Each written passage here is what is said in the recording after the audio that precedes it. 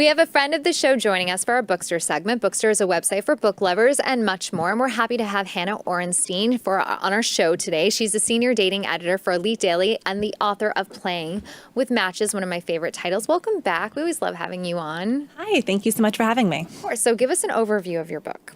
Sure. So I used to work as a matchmaker for an elite dating service in New York. I set up singles. And after the experience was over, I decided to write this book, which is a fictionalized take on a matchmaker who is way in over her head at work, and her own love life is kind of a mess. So it was really based on yourself. It's definitely inspired, but places where my life was kind of boring, I amped up the drama. As a dating editor, do a lot of your friends come to you for dating advice? They do. Does that get a little nauseating, or are you like, hey, I'm good at this. I'm really good at giving advice? I really love it, but I think that one common misconception is that a person who works in the dating industry, either as a dating editor or as a matchmaker, has all the answers, and we really don't. My skill is reaching out to experts like therapists or dating coaches and helping deliver their advice to the public. Oh, that's interesting. I didn't like dating coaches. Yeah. There's really dating coaches. Yes. Okay, and I love how you mentioned therapists. Like, you have that neurotic friend who's like, he didn't call me back. You're like, maybe you should talk to someone. No, I'm just kidding. I'm only kidding. So what advice do you give to people dating now, if you can? And obviously you're not a dating coach, but in a nutshell, what would you tell people in the dating scene? It's all about enthusiasm. So if you're feeling really burnt out by dating, it's okay to take a break and step away from it until you're really excited to dive back in again. I think dating apps are amazing and they've really changed the way that we date. It's really overwhelming to be on a ton of them, but if you can pick one, I think that's a really great place to start. Hinge is really great for relationships. I think Tinder is great for something more casual. And if you can just commit to doing like a half hour of swiping and talking to people every day, that's a really easy, low bar to meet.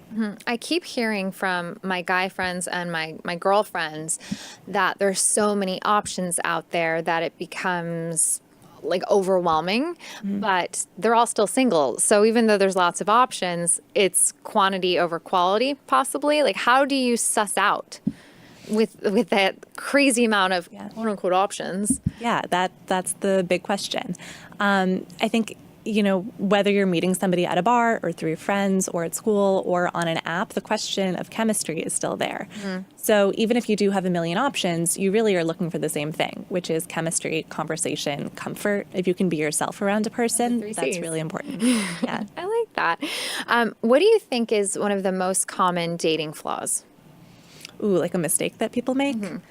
Definitely when they think that somebody is perfect for them on paper without doing the investigation to see, like, do we really have anything in common? Like, do we have a good time together?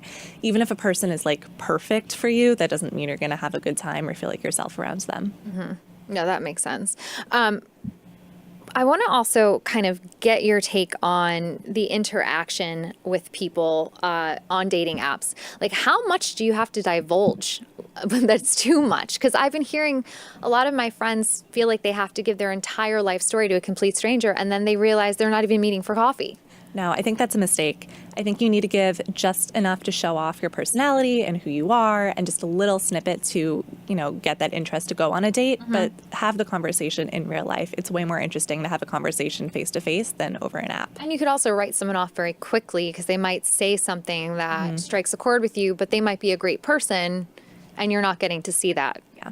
And Tinder found that like 95% of people will go out 2 to 7 days after matching. So if you're spending weeks and weeks talking to somebody, you're not that likely to actually ever meet up. Oh, that's interesting too. So have a window, like either they're going to meet you, because there are people on dating apps that are not even single, that are just doing it because they want validation and want to feel like there's other people out there and blah, blah, blah, blah. Fortunately. Yeah. And it's hard to suss that out. So if someone isn't seeing you within those 2 to 7 days, swipe left. Yeah, time to move on. You're very active on social media and you answer a lot of author questions. What are the benefits of interacting with your fans? Well, I love doing stories on Instagram about how to write books just because I know that a ton of my followers want to write books and I feel like that's something I can share. So lately I've been doing a lot of stuff on Instagram about, how to write your own book, how to get an agent, how to get a publisher, what it's really like to get published. And it's been really fun. Yeah, definitely. And what's something you wish people or you wish you knew about not the dating process, sorry, the writing process? Writing a book is a really long process, but it's so important just to finish your first draft. It's a really big, daunting goal, but even if you have kind of a messy first draft, you can always go back and fix it and improve it later. If you never finish the draft, you have nothing to work on. So just worry about writing it, getting it done, not making it perfect. What's next for you? I have another book coming out this summer. It's called Love at First Like, and it's about an Instagram influencer who gets into a little bit of trouble when her followers think that she's actually engaged when she's not.